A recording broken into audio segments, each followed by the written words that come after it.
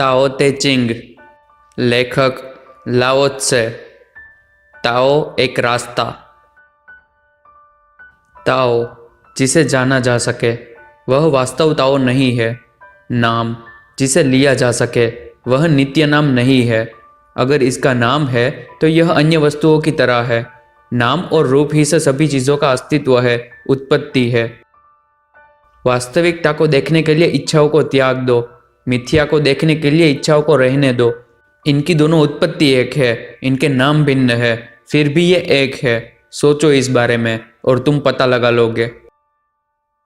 अगर कोई चीज़ खूबसूरत है तो कोई घृणित भी होगी ही। अगर कोई चीज़ अच्छी है तो कोई बुरी भी होगी ही। आप कुछ नहीं पा सकते बिना कुछ खोए। अगर कोई काम मुश्किल नहीं है तो कोई आसान भी नहीं है।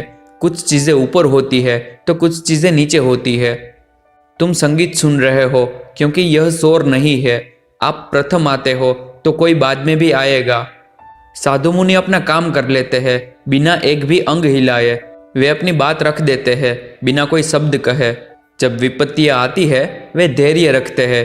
उनके पास ज़्यादा कुछ नहीं होता, पर जो भी कुछ होता है वे उसका उपयोग करते हैं। वे कार्य करते हैं बिना किसी का समर्थन चाहे। जब कार्य पूर्ण हो जाता है तो वे अगले कार्य की ओर चले जाते हैं, क्योंकि वे इसके श्रेय की अपेक्षा नहीं करते, इसीलिए उनका कार्य पूर्ण रहता है।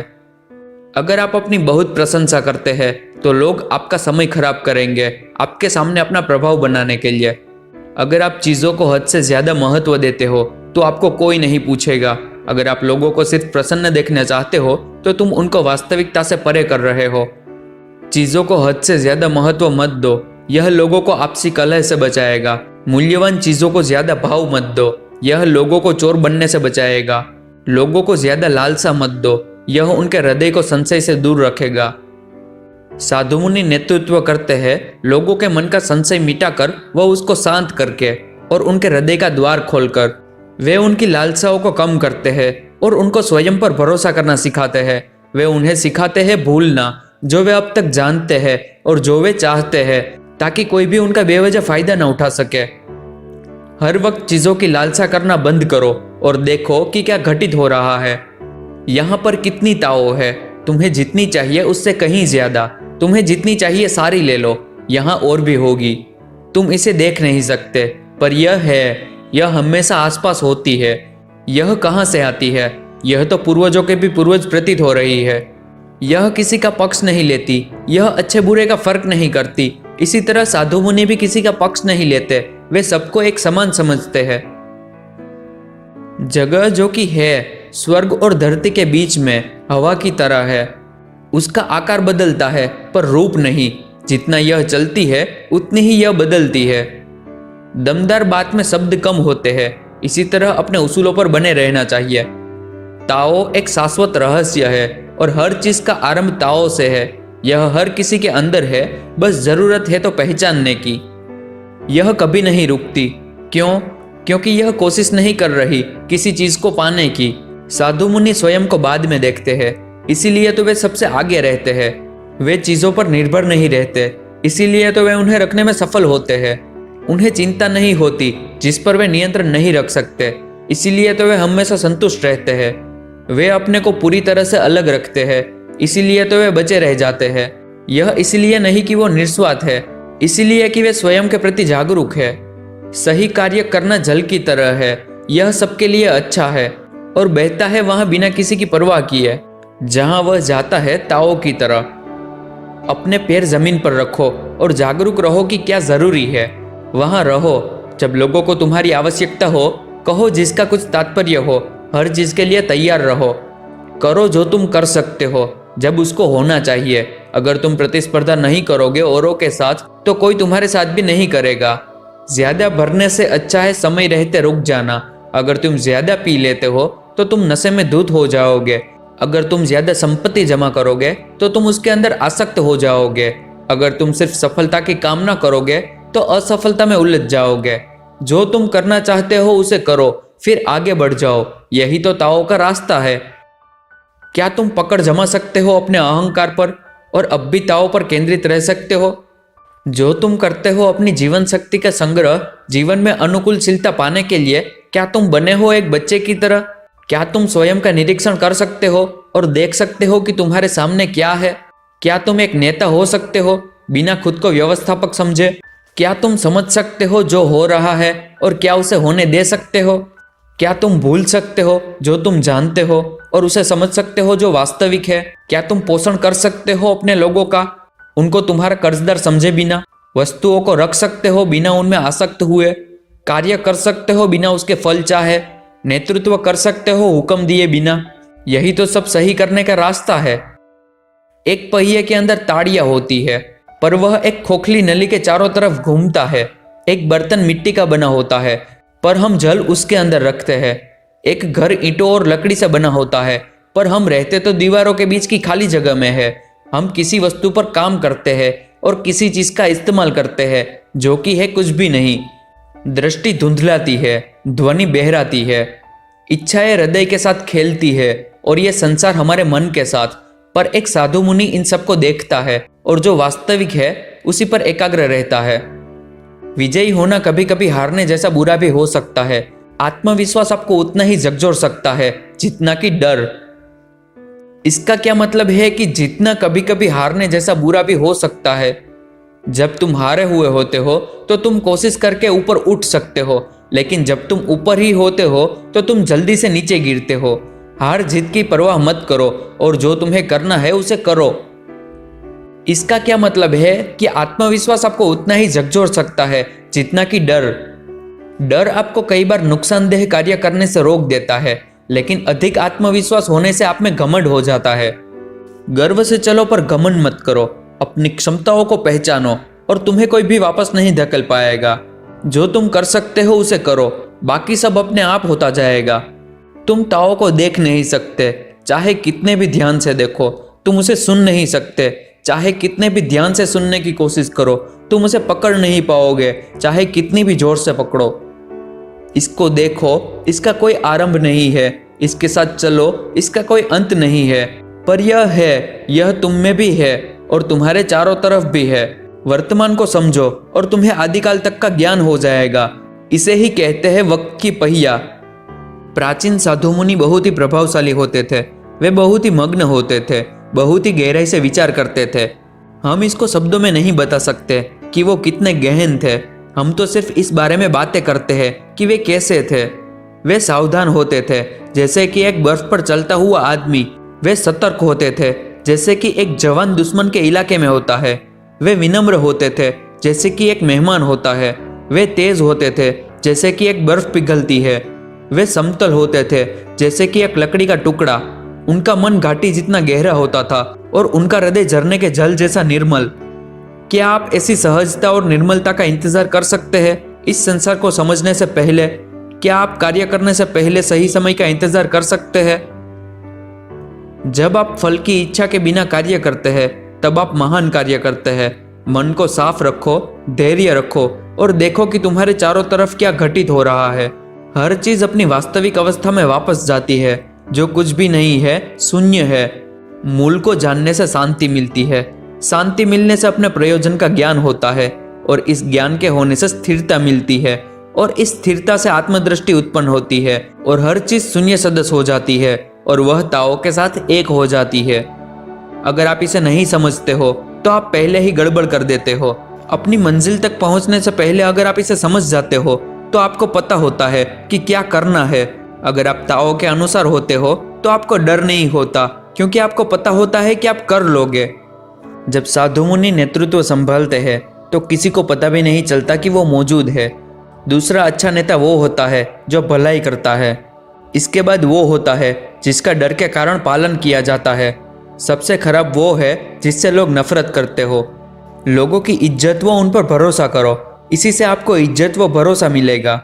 साधु मुनि सिर्फ आदेश नहीं दे, वे उनके साथ मिलकर कार्य करते हैं और जब कार्य पूर्ण हो जाता है तो सब मिलकर कहते हैं कि हम सब ने यह कार्य किया है। जब लोग ताओ का सानिध्य खो देते हैं तब वे बातें करने लगते हैं सही और गलत की और नियमों की। जब लोग वास्तविकता को भूल जाते हैं तब वे प्रमाणों की बात करने लगते हैं। जब वे एक दूसरे का आदर नहीं करते तब वे बातें शुरू करते हैं विनम्रता और सद्भाव की। जब एक राष्ट्र अस्थिर होता है तब वे देशभक्ति की बातें शुरू करते हैं। ढोंगपन छोड़ो और ज्ञान का आदर करो, तब लोग वास्तविकता को समझेंगे और खुश रहेंगे। चतुरता को छोड़ो और मूल्यों को समझो, और लोगों में आदर भाव व प्यार होगा। लालच को छोड़ो और वास्तविक लाभ को समझो, इससे चोरी और डकैती खत्म हो जाएगी। अगर तुमसे यह संभव नहीं है तो दूसरा तरीका अपनाओ। सरल बनो तथा वास्तविक रहो। पूरी निष्ठा से अपने कार्य को करो। उससे तुम्हें क्या लाभ होगा ये मत सोचो। एकाग्र रहो और अपनी लालसाओं को जाने दो। अपना वक्त खराब मत करो बेकार का सोचने में। तुम इस बात की चिंता क्यों करते हो कि लोग तुमसे सहमत है या नहीं? तुम इस बात की चिंता क्यों करते हो कि उन्हें तुम पसंद हो या नहीं? तुम उन वस्तुओं की चिंता क्यों करते हो जो औरों के लिए हो? इन सब के बारे में सोचना बंद करो। लोगों को अपना काम करने दो और उन्हें खुद का आनंद उठाने दो। इन सब के लिए तुम क्यों चिंता करो? वसंत में कोई बगीचे में जाता है, कोई छत पर टहलता है, लेकिन तुम इस बात से चिंतित क्यों हो कि तुम कहीं पर नहीं गए? जैसे कि एक बच्चा होता है, हंसना सीखने से पहले वो नहीं जानता कि कैसे हंसा जाए, लेकिन फिर भी वो खुश रहता है। बाकी सबको इन सब में आसक्त होने दो, पर तुम नहीं हो रहे हो। तुमको अपना मन इन सब चीजों से नहीं भरना है। तुमको इन सब में नहीं फंसना है। किसी एक चीज से बंधे नहीं रहना है। और लोग चतुर होते हैं, मैं सोचता हूँ कि मैं मूर्ख हूँ। और लोगों का लक्ष्य होता है, मैं सोचता हूँ कि मैं लक्ष्य रहित हूँ। हवा की तरह हूँ या फिर लहरों की तरह। मैं औरों की तरह नहीं हूँ, मैं तो ताओ के साथ एक हूँ। एक साधु मुनि ताओ पर एकाग्र रहता है, और कुछ नहीं, सिर्फ ताओ।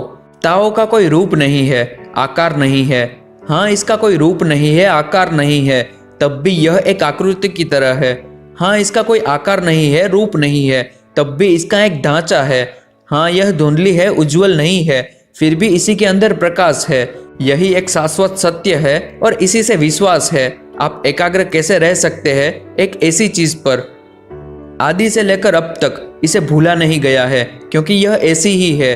जब से यह संसार है तभी तो यह हमारे साथ है। मैं यह कैसे जानता हूँ? इसी से ही मैं जानता हूँ। कभी कभी हार माननी पड़ती है, हमेशा जीतने के लिए झुकना पड़ता है, ऊंचा खड़े रहने के लिए। अगर तुम ज्ञान चाहते हो तो पहले अपने मन को खाली करो। अगर तुम इस दुनिया को जीतना चाहते हो तो पहले स्वयं को जीतो। अपना सारा दम लगा दो अपनी आखिरी सांस पर, तभी तुम अपने सामर्थ्य को पहचान पाते हो। तुम दूर तक जाते हो। जब तुम्हारे पास पकड़ने को कुछ नहीं होता, जितना तुम इकट्ठा करोगे उतना ही तुम वास्तविकता से दूर होते जाओगे। एक साधु मुनि इसे अपने हृदय से समझता है और औरों के लिए उदाहरण प्रस्तुत करता है। वह दिखावा नहीं करता, इसीलिए तो लोग उसकी समीक्षा करते हैं। वह अपने आप को परिभाषित नहीं करता, इसीलिए तो वह सबसे अलग होता है। वह अपनी क्षमता का गुणगान नहीं करता, इसीलिए तो वह सफल हो पाता है। उसे अपने कार्य पर घमंड नहीं होता, इसीलिए तो वह लंबे समय तक टिक पाता है। वह यहाँ किसी के साथ प्रतिस्पर्धा के लिए नहीं होता, इसीलिए तो कोई उसके रास्ते में नहीं आता। एक प्राचीन कहावत है, जो पेड़ तेज हवाओं में झुकता है वही बचा रह जाता है। यह सच है, आखिर में वही बचता है। ताओ के सानिध्य में रहो और तुम्हें इसका अर्थ समझ आ जाएगा। प्रकृति भी इसे अपनाती है, तभी तो हवाएं नहीं चलती पूरे दिन के लिए, तूफान नहीं रहता पूरे दिन के लिए। अगर प्रकृति यह जानती है और इसे अपनाती है तो तुम्हें भी करना चाहिए। इन्हें कौन हमेशा के लिए बना सकता है? क्या स्वर्ग और धरती? पर ये तो इनको शाश्वत नहीं बना सकते, तो फिर मनुष्य के लिए कैसे संभव है? जो ताओ के अनुसार होता है वह ताओ के साथ एक होता है। जो खुश रहता है उसे खुशी मिलती है, जो खुद को दुखी समझता है वह दुखी रहता है। जब तुम ताओ के साथ एक होते हो, ताओ तुम्हें स्वीकार करती है। जब तुम खुशी को अपनाते हो तो खुशी तुम्हारे लिए वहां हमेशा होती है। स्वयं पर विश्वास रखो और बाकी सब भी तुम पर विश्वास करने लगेंगे। अपने उद्देश्य में दृढ़ रहो ताकि तुम रास्ते से भटक न जाओ। खुद पर नियंत्रण सीखो अगर तुम कुछ करना चाहते हो। खुद पर ध्यान आकर्षित मत करो अगर तुम चाहते हो लोगों का ध्यान तुम्हारी तरफ आए। कोई भी उनका आदर नहीं करता जिनके पास हमेशा बहाने होते हैं। कोई भी उनको श्रेय नहीं देता जो हमेशा खुद ले लेते हैं। लोग जो अपना प्रचार खुद करते हैं उनके पास देने के लिए कुछ नहीं होता। ताओ के संदर्भ में ये होते हैं ढोंगी और हद से ज्यादा रखने वाले। वे नहीं लाते कभी भी खुशियाँ। जो लोग ताओ के साथ एक होते हैं उन्हें उनका अनुसरण नहीं करना चाहिए। कुछ है जो अप्रतिभाषित है, फिर भी संपूर्ण है, शाश्वत है, जो धरती और आकाश से भी पहले से है, शांत और अपार, स्थिर है शुरुआत से और फिर भी मौजूद है। सभी चीजों की उत्पत्ति का कारण है। मैं इसका नाम नहीं जानता, पर इसे ताओ के नाम से कहता हूँ। इतना भव्य कि यह टिका हुआ है, और जो टिका रहता है वो लंबे समय तक रहता है, और जो लंबे समय तक रहता है वो शुरुआत में फिर आता है। ताओ भव्य है, धरती और स्वर्ग भी भव्य है, और जो ताओ के साथ एक है वो भी महान है। यही चार तो इस ब्रह्मांड में महान है। जो ताओ के साथ एक है वो धरती के साथ भी है, और धरती स्वर्ग के साथ है, और स्वर्ग ताओ के साथ है, और ताओ सबके साथ है। भारी ही हल्के की उत्पत्ति का कारण है, स्थिर से ही अस्थिर की उत्पत्ति है। इसीलिए साधु मुनि पूरा दिन चलते हुए भी अपनी मंजिल से दृष्टि नहीं हटाते। कई मनोहर चीजें उन्हें भटकाना भी चाहती है, पर वे शांत रहते हैं। एक शासक कैसे एक राष्ट्र को संभाल सकता है बिना किसी परेशानी के, जबकि वो इन सब लालसाओं और इच्छाओं से ग्रसित होता है। अगर वो ज्यादा उदार है तो उसके मंत्री भ्रष्ट हो जाएंगे, अगर वो ज्यादा सख्त है तो उसका राज्य खत्म हो जाएगा। पूर्ण अभ्यास के द्वारा तुम आ जा सकते हो बिना कोई छाप छोड़े, बिना लड़खड़ाए लगातार बोल सकते हो, मुश्किल गणित का हल निकाल सकते हो, दरवाजा बना सकते हो बिना ताले का जिसे कोई नहीं खोल पाएगा, बांध सकते हो किसी भी चीज को बिना गांठ के और बिना रस्सी के, और वो ढीला भी नहीं होगा। साधु मुनि होते हैं सबकी मदद करने के लिए, और जरूरत पड़ने पर सभी को अनदेखा भी करने के लिए। वे चीजों का उपयोग बुद्धिमत्ता के साथ करते हैं और कुछ भी बेकार नहीं जाने देते। कुछ लोग इसे कहते हैं अपने आत्म प्रकाश का अनुसरण करना। अच्छे लोग बुरे को सिखाते हैं क्योंकि उनमें सिखाने की क्षमता होती है। होशियारी किसी काम की नहीं होती। अगर आप अपने गुरु और बड़ों का आदर नहीं करते हो और दूसरों के हुनर को इज्जत नहीं देते हो, यही ताओ का सबसे महत्वपूर्ण पाठ है। अगर तुम ताकतवर हो पर फिर भी संवेदनशील हो तो शक्ति तुम्हारे अंदर बहती है, जिससे तुम हमेशा ताओ के साथ एक होते हो। यह एक नई जिंदगी की तरह है। अगर तुम आदर्शवादी हो परंतु वास्तविकता को जानते हो तो तुम दूसरों के लिए उदाहरण प्रस्तुत करते हो। इसे करो और तुम हमेशा ताओ के साथ एक होगे। तुम कुछ भी कर सकोगे। अगर तुम अच्छाई जानते हो पर तुम्हें बुरा का भी ज्ञान है तो तुम दुनिया के लिए प्रमाण स्थापित करते हो। इसे करो और तुम हमेशा ताओ के अनुसार होगे। तुम फिर से कुछ भी कर सकोगे। अगर तुम मानवीय हो पर फिर भी विनम्र हो और चीजों को देखते हो जैसे कि वे है, तो तुम हमेशा ताओ के अनुसार होते हो और तुम्हारा जीवन सरल और सामर्थ्यवान हो जाता है। सच्चे तथा सजग रहो और फिर देखो ताओ तुम्हारे साथ एक होती है या नहीं। तुम इस दुनिया को विजय करना चाहते हो, फिर से सोचो, यह दुनिया एक पवित्र जगह है। तुम जो चाहो वे इसके साथ नहीं कर सकते। जिन्होंने इसे बदलने की कोशिश की है उन्होंने इसका विध्वंस कर दिया है। जिन्होंने इसे पाने की कोशिश की है उन्होंने इसे खो दिया है।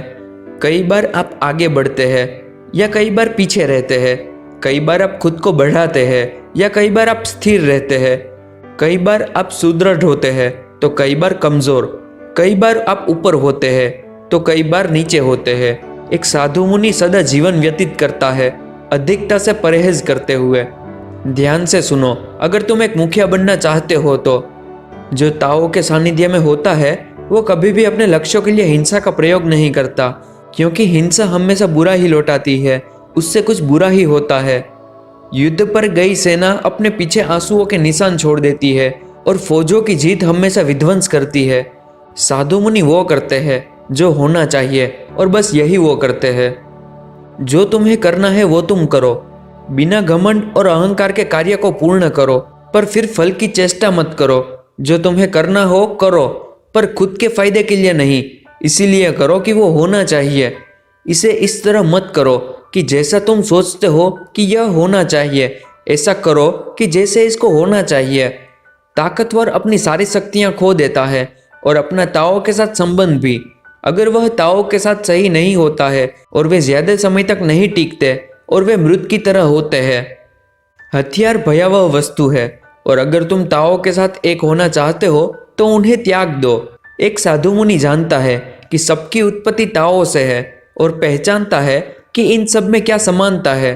अपने विरोधियों के साथ वह हमेशा कोशिश करता है झगड़े से बचने की, लेकिन जब कोई रास्ता नहीं बचता तब वह शक्ति का सावधानी से उपयोग करता है। यह वह बिल्कुल संयम से करता है और कभी उस जीत का जश्न नहीं मनाता जो वो उसे लोगों को मारकर मिली है। जो लोग दूसरे लोगों की हत्याएं करते हैं वे ताओ के साथ अपना सानिध्य खो देते हैं। जब आप एक युद्ध जीतते हैं तब आप कब्रों पर चलते हैं, मरे हुए को सम्मान दो। ताओ एक शाश्वत रहस्य है, यह इतना छोटा है कि तुम इसे पकड़ नहीं सकते। अगर एक मुखिया ताओ के साथ एक होता है तो बाकी सब उसे निर्विरोध अपनाते हैं और हर चीज सही हो जाती है। लोग सही चीज करते हैं बिना कुछ बताए। जब एक चीज के कई भाग किए जाते हैं तो उनको हर एक को एक नाम चाहता है। यहाँ पहले से ही बहुत से नाम है और भेद है। फिर हमें पता होना चाहिए कि हमें कहाँ रुकना है। इसके जानने से विपत्तियां नहीं आती। इस ब्रह्मांड में हर चीज के पास ताओ है और हर वस्तु ताओ की तरफ जाती है, जैसे कि नदियों का पानी समुद्र की तरफ जाता है। चीजों को जानना आपको चतुर बनाता है, पर खुद को जानना आपको बुद्धिमान बनाता है। औरों पर विजयी होने के लिए तुम्हारा ताकतवर होना जरूरी है, पर खुद को जीतने के लिए तुम्हारा सामर्थ्यवान होना जरूरी है। जब तुम्हारे पास होता है जो तुम्हें चाहिए, तभी तुम सही मायने में संपन्न होते हो। अगर तुम कभी हार नहीं मानोगे तो तुम कोई रास्ता जरूर निकाल लोगे। अगर तुम अपने प्रति ईमानदार रहते हो तो तुम कभी नहीं भटकोगे। अगर तुम अपनी जिंदगी में जीवंत रहते हो तभी तुम जीते हो। ताओ सभी दिशाओं में है, यह हर वस्तु में है, पर हर वस्तु के पास यह नहीं है। सबको इसकी जरूरत है, तभी तो यह प्रदान करती है और बदले में कुछ नहीं चाहती। हर चीज ताओ से आती है, पर यह अपने आप को प्रदर्शित नहीं करती। यह कुछ चाहती भी नहीं और कुछ सोचती भी नहीं। हर चीज ताओ की तरफ जाती है, पर वह उनका स्वामी नहीं बनती। इसलिए इसे हम महान भी कहते हैं, क्योंकि यह कभी इस महानता की इच्छा नहीं रखती। यही तो इसकी महानता है। जब आप ताओ के साथ एक होते हो तब हर कोई आपका मित्र होना चाहता है। जब वे आपके आसपास होते हैं वे खुद को शांत व आनंदित महसूस करते हैं। लोगों का ध्यान आसानी से भंग हो जाता है अच्छे संगीत या अच्छे भोजन द्वारा। जब हम ताओ की बात करते हैं यह हमें औरों के मुकाबले उबाऊ लगता है। यह और किसी जैसा नहीं होता, न ही उन जैसा इसका अर्थ होता है। लेकिन तुम इसका कितना भी उपयोग करो, यह हमेशा होती है।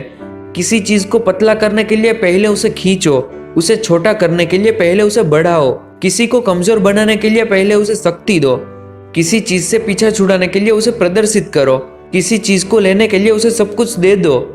इसे ही कहते हैं सूक्ष्म दृष्टि। मंद और कोमल विजयी हो जाता है तेज और सख्त से। जैसे कि एक मछली को तालाब से बाहर नहीं आना चाहिए, एक राज्य को अपने गुप्त हथियारों का प्रदर्शन नहीं करना चाहिए। ताओ कभी कुछ नहीं करती, फिर भी न होने को कुछ बचता भी नहीं। अगर हमारे नायक ताओ के अनुसार हो जाए तो यह दुनिया अपना ध्यान खुद रख लेगी। अगर वे फिर भी कुछ करना चाहते हैं तो सरल व वास्तविक रहे। सच्चे स्वरूप की सरलता होने से इच्छाएं नहीं होती और इच्छाओं के न होने से शांति मिलती है, और यह संसार प्रकृति के अनुसार ही सही रास्ते पर चलता है। धन्यवाद। One and only audio books. चलिए चलते हैं अध्याय 2 की तरफ, जो है द वर्च्यू, वह सामर्थ्य। ताओ ते चिंग, लेखक लाओ त्से। द वर्च्यू अर्थात ते वह सामर्थ्य। एक अच्छे व्यक्ति को अपनी अच्छाई का ज्ञान नहीं होता, इसीलिए ही तो वो अच्छा होता है। एक मूर्ख व्यक्ति अच्छा होने का ढोंग करता है, इसीलिए तो वह बुरा होता है। वह अच्छा व्यक्ति कुछ नहीं करता, फिर भी न होने के लिए कुछ नहीं बचता। वह मूर्ख व्यक्ति हमेशा किसी चीज में लगा रहता है, फिर भी उसे सब कुछ अपूर्ण लगता है। जब दयालु लोग कार्य करते हैं वे इसके परिणामों के बारे में नहीं सोचते, वे हमेशा बस उसे करते हैं और उन्हें आभास होता है कि वे सही कार्य कर रहे हैं। पर जब लालची व्यक्ति कोई कार्य करता है तो उसे कोई कुछ नहीं कहता, वे हमेशा सभी को अपने अनुसार चलने को कहता है। अगर आप ताओ के सानिध्य में नहीं है तब भी आप में अच्छाई मौजूद होती है। अगर आपके पास अच्छाई होती है तो आप हमेशा दयालु होते हैं। अगर आप दयालु हैं तो आप हमेशा न्यायप्रिय होते हैं, और अगर आप न्याय करते हैं तो कोई संशय बाकी नहीं रहता। संशय केवल एक भ्रांति है विश्वास और भरोसे की, और हमें हमेशा विपत्तियों की ओर ले जाता है। इसीलिए साधु मुनि हमेशा भरोसा रखते हैं जो यथार्थ है, न कि जो ऊपरी दिखावा है। फल पर न कि फूल पर। सत्य है वे हमेशा वास्तविकता को महत्व देते हैं, दिखावे को नहीं। समय की शुरुआत से ही यह ताओ के सानिध्य में होने का मतलब है। ताओ ने स्वर्ग को सुंदर बनाया, ताओ ने धरती को दृढ़ बनाया, ताओ ने आत्मा को शक्ति दी, ताओ ने घटिया को उपजाऊ बनाया। ताओ ने जीवन प्रदान किया। ताओ ने शासक को अधिकार दिए। ताओ के बिना स्वर्ग ढह जाएगा। ताओ के बिना धरती कंप जाएगी। ताओ के बिना शक्ति मिट जाएगी। ताओ के बिना खेत सूख जाएंगे। ताओ के बिना जीवन खत्म हो जाएगा। ताओ के बिना शासन खत्म हो जाएगा। नम्रता हमें शक्ति देती है। हमारे शासकों को भी ऐसा ही सोचना चाहिए। विनम्र बिना ब्रह्मांड के, क्या यही विनम्रता है? सुदृढ़ बनो, दिखावे के पीछे मत भागो, अपना प्रदर्शन मत करो, तमाशा मत बनाओ। ताओ वापस जा रही है, जहां से वो आई थी वह आगे बढ़ रही है बिना कोई कदम बढ़ाए। वस्तुएं जो अब है एक बार वो भी नहीं थी।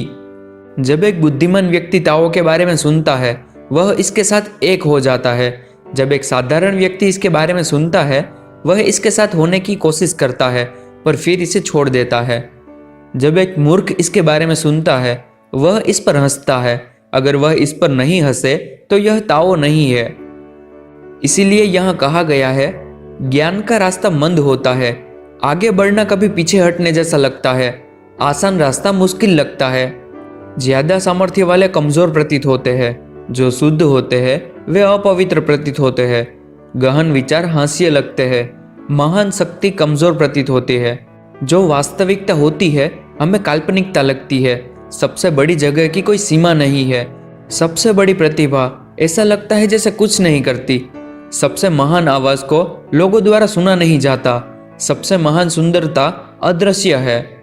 ताओ हमारे अंदर है, फिर भी इसका कोई नाम नहीं है। यह हमारे तथा प्रत्येक वस्तु के लिए सामर्थ्य का भंडार है। ताओ से एक की उत्पत्ति हुई, एक से दो हुए, दो से तीन, और इसी तरह सब चीजों की उत्पत्ति हुई। हर चीज की एक नकारात्मक प्रवृत्ति भी होती है जिसे हम यिंग कहते हैं, और जो सकारात्मक होती है उसे हम यांग कहते हैं। जब ये दोनों मिलते हैं वही तो परम समन्वय की अवस्था है। इस तरह विनम्र रहने से हमें फायदा मिलता है और लाभ चाहने से नुकसान होता है। हमारे पूर्वजों ने भी यही बताया है और मैं भी यही बता रहा हूँ। शक्तिहीन और बेकार कहा जाना मनुष्य को बुरा लगता है, किंतु साधु मुनि अपने आप को ऐसा ही बताते हैं। कोई खोकर पाता है तो कोई पाकर खोता है। औरों ने भी यही बताया है और मैं भी फिर से यही बता रहा हूँ। एक हिंसक व्यक्ति की मृत्यु भी हिंसक होती है। यह मेरी शिक्षा का सार है। इस ब्रह्मांड की सबसे कोमल वस्तु काबू पा लेती है सबसे सख्त पर। वह जिसमें कुछ नहीं होता पहुंच सकता है कभी भी। अब मैं निष्काम कर्म का मूल्य कहता हूँ। बिना शब्दों के ज्ञान और बिना कर्म के कार्य, यह बहुत कम को ही समझ आता है। क्या ज्यादा जरूरी है, ख्याति या अच्छाई? किसे तुम ज्यादा चाहते हो, पैसे को या फिर जीवन को? क्या ज्यादा खतरनाक है, हारना या जीतना? अगर तुम इच्छाओं और संग्रह में पूरी तरह लिप्त हो तो ये तुम्हारी जिंदगी में कठिनाई लाएंगे। अगर तुम वस्तुओं का संग्रह करते हो तो तुम उन्हें एक दिन खो दोगे। अगर तुम जानते हो कि तुम्हारे पास काफी है तो तुम इससे बच जाते हो। अगर तुम संयम और संतोष का अभ्यास करते हो तब तुम विपत्तियों से मुक्त रहते हो। और यही सफलता का रहस्य है। बड़ी सफलताएं प्रतीत होती है शुरू में गलतियों की तरह, पर तुम बाद में उसमें सफल हो जाते हो। जो चीजें पूर्ण होती है वे चीजें पहले खाली दिखती है, लेकिन बाद में तुम उन पर विश्वास करने लगते हो। सरल रास्ता टेढ़ा लगता है और प्रतिभावान व्यक्तियों का उत्थान कठिनाइयों से ही होता है। और सबसे बुद्धिमान व्यक्ति हमेशा शांत रहते हैं। जब सर्दी होती है तब तुम गर्माहट की तरफ जाते हो। जब गर्मी होती है तब तुम ठंडा होना चाहते हो। पर कैसी भी परिस्थिति हो, जब तुम धैर्य रखते हो तुम इस संसार को तुम्हारे लिए अपने चारों तरफ पाते हो। जब ये दुनिया ताओ के साथ एक होती है, घोड़ों का खाद जमीन को उपजाऊ बनाता है। जब यह दुनिया ताओ के साथ एक नहीं होती है, उन्हीं घोड़ों को युद्ध में ले जाया जाता है। अधिपत्य स्थापित करने से घातक कुछ नहीं है, इच्छाओं से खतरनाक कुछ नहीं है, लालच से भयावह कुछ नहीं है। जब तुम जानते हो कि जो तुम्हारे पास है वह काफी है, तब तुम्हारे पास हमेशा काफी होता है। तुम्हें अपना कमरा त्यागने की जरूरत नहीं है यह समझने के लिए कि इस संसार में क्या हो रहा है। तुम्हें खिड़की के बाहर झांकने की भी जरूरत नहीं है इसके सौंदर्य का अनुभव करने के लिए। जितना इसके लिए तुम भटकोगे उतना कम तुम जानोगे। साधु मुनि ऐसे नहीं भटकते हैं, वे तो जानते हैं। वे केवल वस्तुओं को देखते नहीं है, वे उन्हें समझते हैं। वे कुछ भी नहीं करते और कार्य भी हो जाता है। हम ज्यादातर प्रयत्न करते हैं हर दिन कुछ नया सीखने का, पर अगर हमें ताओ के साथ एक होना है तो हमें हर दिन इनमें से कुछ न कुछ भुलाना होगा, त्यागना होगा। हमें इन्हें तब तक त्यागना होगा जब तक कि हमारे पास कुछ न बचे, और जब हमारे पास कुछ नहीं बचेगा तब हमारे कार्य पूर्ण होगा। सभी घटनाओं को उनके प्रवाह के अनुसार होने दो और सब कुछ तुम्हारे अनुसार हो जाएगा। अगर तुम अपनी इच्छाओं को पूर्ण करने की कोशिश करते हो तो तुम कभी सफल नहीं होते। साधु मुनि खुद को सुनने के लिए नहीं कहते, वे तो दूसरों की बातों को सुनते हैं। वे अच्छे लोगों के साथ अच्छे होते हैं और बुरे लोगों के साथ भी अच्छे होते हैं। यह तो वास्तविक अच्छाई है। उनका भरोसेमंदों पे भरोसा होता है और जो भरोसेमंद नहीं होता उन पे भी भरोसा होता है। यही तो सच्चा विश्वास है। वह अपने को इस दुनिया के लिए पूरी तरह न्योछावर कर देता है, लोगों में विश्वास बनाने के लिए और उन्हें एक करने के लिए। लोग उसको गौर से देखते हैं क्योंकि वह एक बच्चे की तरह आश्चर्य से होते हैं। जो लोग पाना चाहते हैं लंबी जिंदगी का रहस्य, वो जल्दी ही मरते हैं क्योंकि उनका शरीर उनकी जिंदगी पर आधारित होता है और उनके मृत्यु के कारण पर, क्योंकि वे सोचते हैं एक स्वस्थ शरीर ही जिंदगी के लिए काफी है। जबकि कहा गया है एक व्यक्ति जो जिंदगी को समझता है पूरी तरह से, चल सकता है घने जंगलों में बिना डर के और युद्ध मैदान में बिना हथियार के, बिल्कुल कवच रहित। जंगली जानवर और हथियार इसे मार नहीं सकते। हाँ, मैं जानता हूँ इसका क्या मतलब है। वह मारा नहीं जा सकता क्योंकि वह अपने उस स्थूल शरीर में होता ही नहीं है। हर चीज की उत्पत्ति ताओ से होती है, उनका शक्ति द्वारा पालन होता है। वे तत्वों की बनी होती है और वातावरण द्वारा उन्हें ढाला जाता है। हर चीज ताओ का आदर करती है और इसकी शक्ति को समझती है। यह ऐसी ही है। ताओ सबको जीवन प्रदान करती है और इसकी शक्ति इसका पोषण करती है, उनका ध्यान रखती है और उनको बढ़ने में सहायता करती है, उनकी रक्षा करती है और उनको सुकून देती है। किसी चीज को पाओ बिना उसमें आसक्त हुए, कार्य को करो निस्वार्थ होकर, नेतृत्व करो बिना आदेश दिए। यही ताओ की शक्ति का रहस्य है। हर चीज की शुरुआत ताओ से होती है। वह सभी की जननी है। अगर आप माँ को जानते हो तो आप बच्चों को भी जानते हो। अगर आप बच्चों को जानते हो तो आपको माँ का ध्यान रहता है। आपको जिंदगी में किसी से डरने की जरूरत नहीं है। चुप हो जाओ और शांत रहो और तुम्हारी जिंदगी खुशियों से भर जाएगी। अगर तुम हर वक्त कुछ न कुछ बोलते रहते हो, किसी चीज में लगे रहते हो, तो तुम्हारे लिए कोई उम्मीद नहीं है। इसमें अंतर्दृष्टि चाहती है वस्तुओं की सूक्ष्मता को समझने के लिए। इसमें सामर्थ्य चाहता है आराम से इसके साथ ढलने के लिए। इस सामर्थ्य का उपयोग करो अपनी अंतर्दृष्टि को देखने के लिए और तुम्हें हमेशा शांति मिलेगी। इस रास्ते से हम ताओ के साथ एक हो सकते हैं। अगर मेरे पास थोड़ी सी भी अंतर्दृष्टि है तो मैं ताओ के साथ एक बनने की कोशिश करूंगा। मेरा अकेला डर इससे दूर होने का होगा। यह इतना मुश्किल भी नहीं है, पर लोग अपना ध्यान आसानी से इस पर से खो देते हैं। जब राजा का कोष खजाने से भरा होता है तब उसकी प्रजा के खेत खरपतवार से ग्रसित होते हैं और राज्य में भोजन की तंगी होती है। आज हम देखते हैं अच्छी पोशाकों में सजे धजे लोगों को जो कि लालची होते हैं और रखते हैं तेज हथियार और खुद को भोगते हैं अच्छे खाने और मदिरा द्वारा। उनके पास उससे कहीं अधिक होता है जितना कि उन्हें चाहिए। वे तो डाकू लुटेरों की तरह है। यह बिल्कुल भी ताओ का रास्ता नहीं है। जब कोई चीज दृढ़ता से स्थापित होती है उसे उखाड़ा नहीं जा सकता। जिसे मजबूती से पकड़ा गया होता है वह फिसल नहीं सकती। यह उपाधित होती है पीढ़ी दर पीढ़ी। स्वयं को सामर्थ्य से विकसित करो और सामर्थ्य वास्तविक होगा। अपने परिवार को विकसित करो और संपन्नता चारों तरफ होगी। अपने गांव को विकसित करो और संपन्नता और बढ़ेगी। अपने राष्ट्र को विकसित करो और संपन्नता संपूर्ण होगी। संपूर्ण ब्रह्मांड को विकसित करो और यह हर जगह होगा। एक व्यक्ति को व्यक्ति की तरह देखो जैसे तुम हो। एक परिवार को परिवार की तरह देखो जैसे कि तुम्हारा हो। एक गांव को गांव की तरह देखो जैसे कि तुम्हारा हो। एक राष्ट्र को राष्ट्र की तरह देखो जैसे कि तुम्हारा हो। ब्रह्मांड को एक संपूर्ण ब्रह्मांड की तरह देखो। मैं यह सब कैसे जानता हूँ? बस मैं जानता हूँ। अपने को ताओ के सामर्थ्य से भरो जैसे कि एक बच्चे में होता है। उसे मधुमक्खियाँ काटती नहीं है, जानवर उस पर आक्रमण नहीं करते। एक बच्चे की हड्डी कोमल व कमजोर होती है तब भी उसकी पकड़ मजबूत होती है। उसने कभी काम नहीं भोगा होता तब भी उसमें वह उत्तेजित होती है। यह होता है क्योंकि वह बिल्कुल शुद्ध है, निर्मल है, पवित्र है। वह पूरा दिन रो सकता है बिना अपनी आवाज में दम खोए। क्योंकि वह इस ब्रह्मांड से एक है। और अगर आप इस ब्रह्मांड से एक होते हैं तो आपको अंतर्दृष्टि का ज्ञान होता है। अगर आपको अंतर्दृष्टि का ज्ञान होता है तो आप परम बोधित होते हैं। यह बुद्धिमत्ता नहीं है इस तरह से उत्तेजित होना, अपने श्वास को रोकना और खुद को उसका नियंत्रण करना।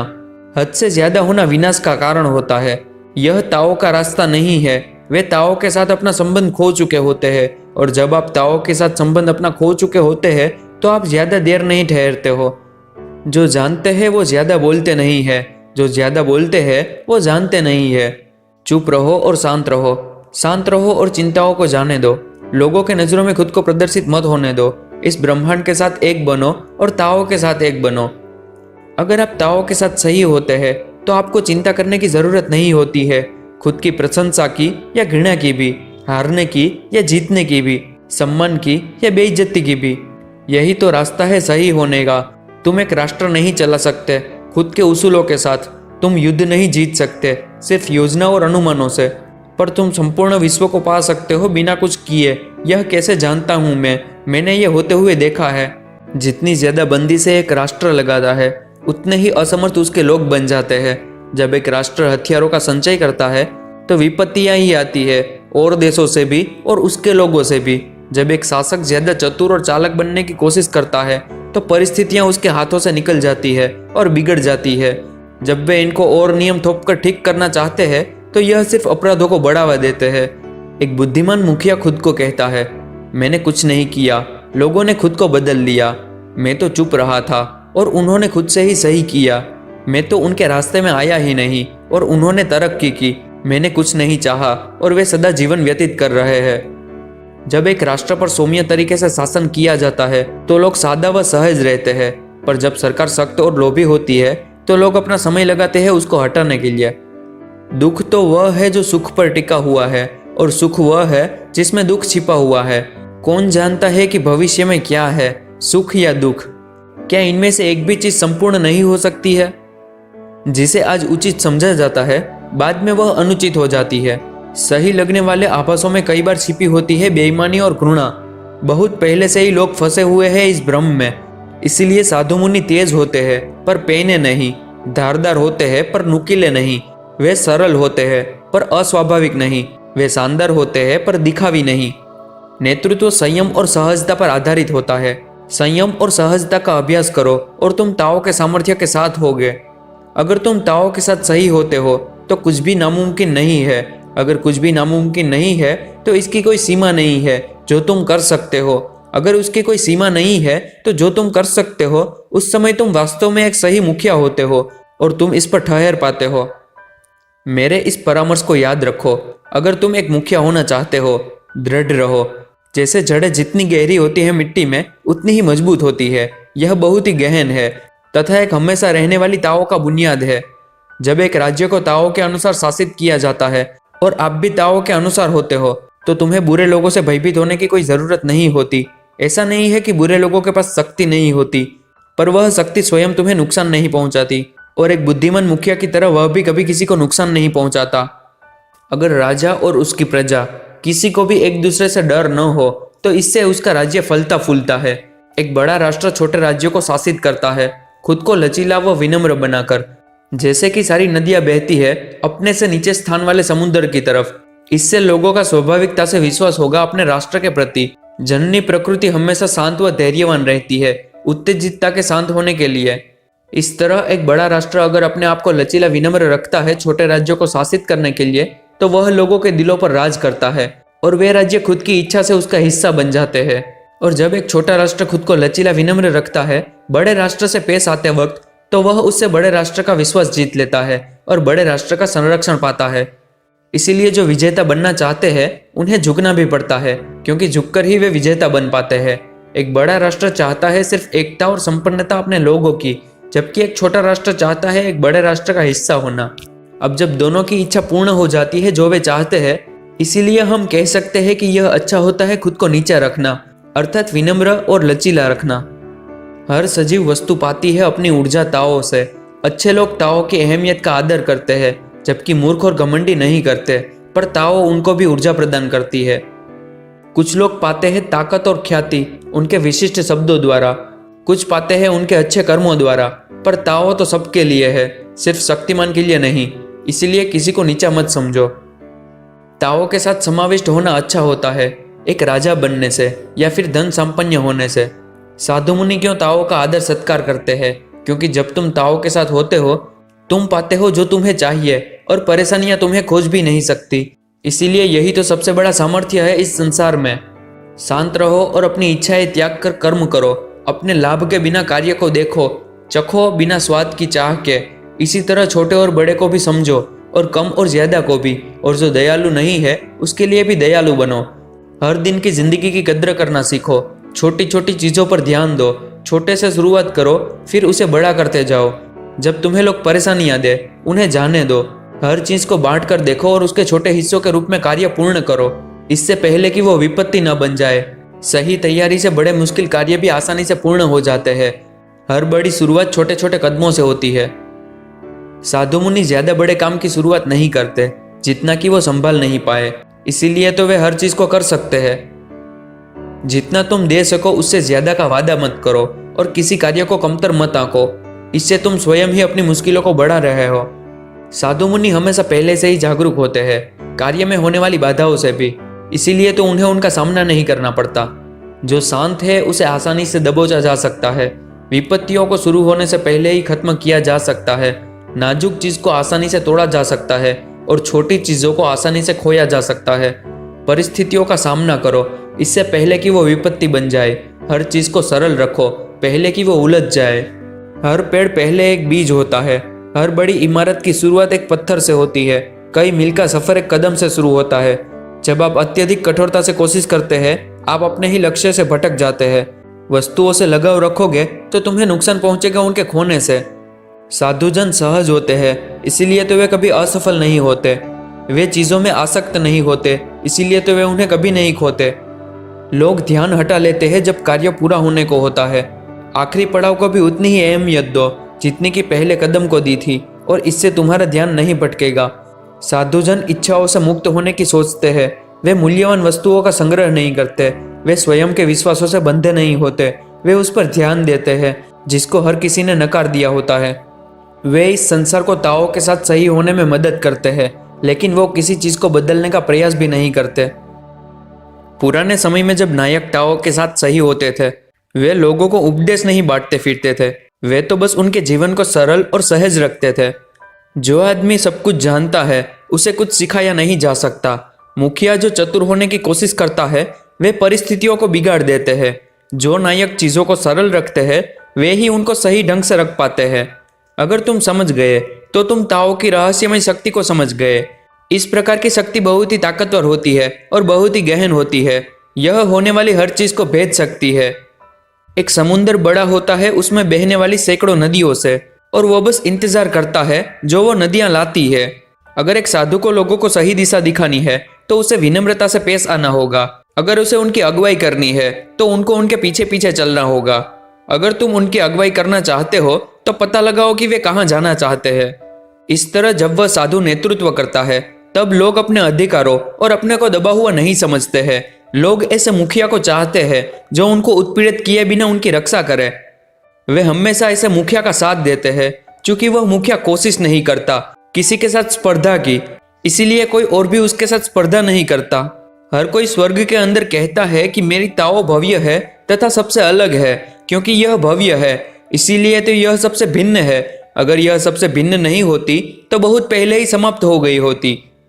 जिंदगी में 3 मूल्य सबसे जरूरी है: सहानुभूति या लोगों के प्रति दया भाव, सहजता या किसी वस्तु के महत्व को समझना, नम्रता या किसी के साथ स्पर्धा नहीं करने से।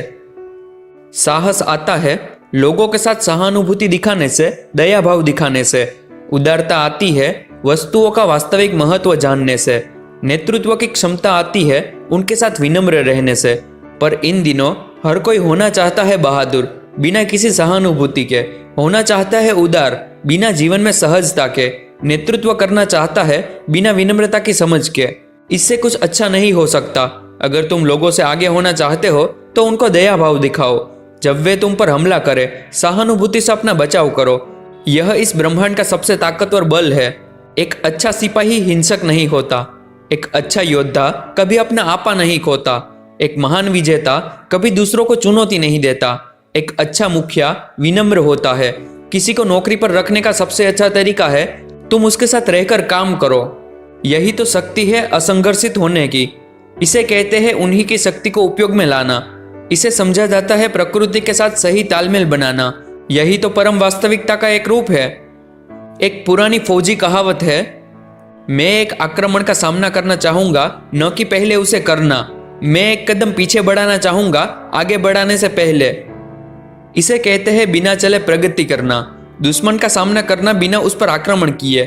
सशक्त होना बिना हथियारों के। जब आप अपना बचाव करते हैं बिना कोई बल दिखाए तो आप अपने प्रतिद्वंदी को लड़ने के लिए कुछ नहीं छोड़ते। अपने दुश्मन पर आक्रमण करना, जो कि आपने बहुत ही कमतर आंका था, सबसे महंगी गलती होती है। जब दो शक्तियां आपस में टकराती है तो विजेता वही होता है जो इनसे होने वाले नुकसान व पीड़ा को समझता है।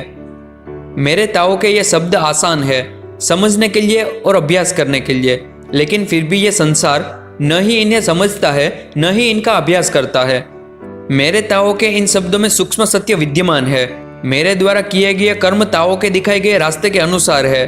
लोग यह नहीं समझते, इसीलिए तो वे ताओ को नहीं समझते, और जितना वे ताओ को नहीं समझते हैं उतना ही और गूढ़ रहस्य ताओ हो जाती है। यही कारण है कि साधु मुनि सरल और सहज तरीके से जीते हैं। अपने ज्ञान को अपने अंदर समेटे गहराई से। मिथ्या अज्ञान को जानना समर्थ है, ज्ञान को न जानना कमजोरी है। अगर कोई पीड़ित है पीड़ा से तो वह असल में पीड़ित नहीं है। साधु मुनि पीड़ित नहीं होते क्योंकि वे तो इस पीड़ा को पीड़ित कहते हैं। जब आप कोई भी भय नहीं दिखाते हैं तो ये ब्रह्मांड आपको कुछ न कुछ देता है जिससे आपको सच में भय हो। जब लोग आदेशों का आदर नहीं करते हैं तो यह एक बड़ी भूल होती है। लोगों को मत सताओ और उन पर रोक मत लगाओ। उन्हें होने दो जो उन्हें होना चाहिए, और इससे तुम हमेशा उनके तरफ होगे। साधु मुनि हमेशा स्वयं को जानते हैं पर वे इसे किसी को प्रदर्शित नहीं करते हैं। वे खुद को चाहते भी है पर वे जानते हैं कि उनके जीवन का क्या मूल्य है, क्या उद्देश्य है। वे इस सब को जाने देते हैं और जो है उस पर ध्यान लगाते हैं। एक बहादुर और आवेशित व्यक्ति या तो मारेगा या मर जाएगा, लेकिन एक बहादुर और धैर्यवान व्यक्ति हमेशा लोगों की जिंदगी बचाने की सोचेगा। अब सोचो इनमें से कौन बहादुर है और कौन नुकसानदायक। प्रकृति क्या चाहती है कौन जान पाया है। इसलिए साधु मुनि परिचित होते हैं इस सूक्ष्मता से और इस प्रकृति के रास्ते की गहनता से। इसी तरीके से ताओ कार्य करती है। यह अपने आप को बढ़ावा नहीं देती और फिर भी यह सफल हो जाती है। यह चुपचाप अपना काम कर लेती है और हमेशा कुछ करती है। इसे आहत नहीं किया जा सकता। जब यह चाहती है तब यह आती है। यह कभी जल्दबाजी नहीं करती, यह हमेशा समय पर आती है। स्वर्ग का जाल बहुत बड़ा है, इसमें बहुत बड़े छेद भी है, फिर भी उनमें से कुछ नहीं फिसलता। जब लोगों में मौत का डर नहीं रहता तब कोई कोशिश नहीं करता उन्हें मौत से डराने की। अगर लोग अपनी जिंदगी का मूल्य समझे और अपराधियों को सजा दी जाए तो कौन हिम्मत करेगा अपराध करने की। जन्म और मृत्यु तो इस प्रकृति के नियमों द्वारा यमराज के हाथ में है। जो लोग इसे नियंत्रण में करना चाहते हैं और यमराज से बदलना चाहते हैं, यह तो वैसा ही है जैसे कि एक मुख्य बढ़ई को लकड़ी काटने के लिए कह दिया जाए। जो ऐसा करते हैं, बढ़ई को लकड़ी काटने के लिए कहते हैं, उनके ऐसे कम ही मौके होते हैं जब उनके हाथों को चोट नहीं पहुंचती। लोग भूखे मरते हैं क्योंकि सरकारें उन पर ज्यादा कर लगाती है। लोग विद्रोही बनते हैं क्योंकि सरकार अपने अनुसार उन्हें चलाना चाहती है। वे निरर्थक जिंदगी जीते हैं क्योंकि सरकार उनसे सब कुछ ले लेना चाहती है। जो लोग जानते हैं जिंदगी को जीना, वे बुद्धिमान होते हैं उनसे जो अपनी जिंदगी को मूल्यहीन समझते हैं। एक बच्चे का शरीर कोमल और नाजुक होता है, एक मृत कठोर व रूखा होता है। पेड़ और पौधे मुलायम और उनमें सारा सार होता है। सूखी पत्तियां मुरझाई और रूखी होती है। अगर तुम सख्त और कड़े हो तो तुम एक मृत की तरह हो। अगर तुम कोमल और लचीले हो तभी तुम वास्तव में जिंदा हो। जिन सिपाहियों को मरने तक का लड़ना सिखाया जाता है वे मरते हैं। जो पेड़ आंधी में नहीं झुकता वह टूटता है। एक महत्वपूर्ण कहावत है, जितनी तेजी से वे आए उतनी ही तेजी से वे गए। सख्त और ताकतवर असफल हो जाते हैं, विनम्र और कमजोर जीत जाते हैं। ताओ का स्वरूप एक धनुष की प्रत्यंचा खींचने जैसा है। जब बहुत जोर से खींच दिया जाता है तो उसे वापस दबाया जाता है ताकि वह टूट न जाए। जब बहुत आराम से खींचा जाए तो उसे और खींचने की जरूरत होती है। बहुतायत को कम किया जाता है, कम को फिर से भरा जाता है। ताओ जहां है वहां से वह ऊर्जा लेती है और जहां होनी चाहिए वहां भेजती है। पर ज्यादातर लोग लेते हैं उनसे जिनके पास बिल्कुल भी नहीं है, ताकि जिनके पास सब कुछ है उनके पास और हो सके। तो इनमें से ज्यादा उदार कौन है? जो ताओ के स्पर्श में होता है। वे करते हैं कार्य को उसका आश्रय लिए बिना, वे उसे कर लेते हैं और फिर आगे बढ़ जाते हैं। वे उसका प्रदर्शन करने में विश्वास नहीं रखते। जल से ज्यादा कोमल और लचीला कुछ भी नहीं है, फिर भी समय आने पर वह बड़ी से बड़ी चट्टानों को भी काट देता है। इसी तरह एक कमजोर एक ताकतवर को हराता है और एक कोमल जीत सकता है एक सख्त पर। हर कोई इसे जानता है, तो फिर इसे अपने जीवन में क्यों नहीं अपनाता? प्राचीन मुनि कहा करते थे, लोगों की समस्याओं को समझो और तुम उनके मुखिया बन सकते हो। इस संसार की समस्याओं को समझो और तुम एक साधु बन सकते हो। कभी कभी सत्य बोध करने वाले शब्द प्रतीत होते हैं, यथार्थ जीवन में उसका उल्टा। जब दो विद्रोहियों के बीच शांति स्थापना के बाद उनमें आपसी तनाव फिर भी बचा रहता है, तो क्या यह एक पूर्ण कार्य हुआ है? तो हम इसे पूरी तरह से एक अच्छा कार्य किस तरह से कह सकते हैं? इसीलिए एक साधु मुनि अपने अंदर विकसित करता है आत्मविश्लेषण की भावनाओं और अनुशासन, और अपने कार्यों का किसी और पर दोष नहीं मढ़ता। इस तरह वह लोगों को बहुत कुछ देता है, पर कभी किसी चीज की मांग नहीं करता। इस प्रकार एक समर्थ व्यक्ति कार्य करता है बिना कुछ अपेक्षा रखे, और एक असमर्थ व्यक्ति कार्य करता है हमेशा उनसे लाभ की अपेक्षा से। ताओ का स्वरूप भेद रहित है, वह हमेशा किसी से भी भेदभाव नहीं करती और दयालु और विनम्र लोगों से सहानुभूति रखती है। मैं हमेशा कल्पना करता हूँ एक ऐसे छोटे से देश की जहाँ बहुत कम लोग रहते हो और उन्हें मशीनों की जरूरत न हो। अपना काम तेजी से करने के लिए वे अपनी जिंदगी को गंभीरता से ले और हमेशा अपने घरों के पास रहे। हालांकि उनके पास उनके गैरेज और उनकी नाव हो, पर वे कहीं न जाए, वे वहीं रहे जहाँ पर वे रहते हो। उनके पास हथियार हो सकते हैं, पर वे उनको छिपा कर रखते हैं तालों में। उनके ऊपर बहुत कम जिम्मेदारियां हो, उनको कभी अपने कार्यों की सूची न बनानी पड़े। याद करने के लिए कि उन्हें क्या करना है, वे सादा भोजन और सादे कपड़े पहने, सहजता से रहे और हमेशा अपनी रीति रिवाजों को जिंदा रखे। और वे बेशक पड़ोस में आपस में इतनी नजदीक रहते हो कि उन्हें कुत्तों का सुर भी सुनाई दे, पर उन्हें एक दूसरे से कोई तकलीफ न हो, और वे वहीं पर जीवन व्यतीत करे और वहीं प्राण त्याग दे। सत्य बनावटी नहीं होता है, बनावटी शब्द सत्य नहीं होते हैं। सत्य वचन कड़वे होते हैं, मधुर वचन हमेशा सत्य नहीं होते हैं। शिक्षित व्यक्ति हमेशा समझदार नहीं होते और हर समझदार व्यक्ति शिक्षित नहीं होता। अच्छे लोग बहस नहीं करते और जो बहस करते हैं वो अच्छे नहीं होते। साधु लोग वस्तुओं में आसक्त नहीं होते, वे हमेशा लोगों के लिए अच्छे कार्य कर रहे होते हैं। इसलिए उनके पास और कुछ भी होता है लोगों को देने के लिए, और वे देते हैं जो कुछ भी उनके पास होता है। इसीलिए तो उनके पास सब कुछ ज्यादा होता है। अगर तुम ताओ के सानिध्य में रहना चाहते हो तो लोगों की मदद करो और उन्हें चोट मत पहुंचाओ। साधु लोग हमेशा लोगों के साथ काम करते हैं, उनके साथ स्पर्धा नहीं करते। इस पुस्तक को पूरा सुनने के लिए धन्यवाद। One and only audio books.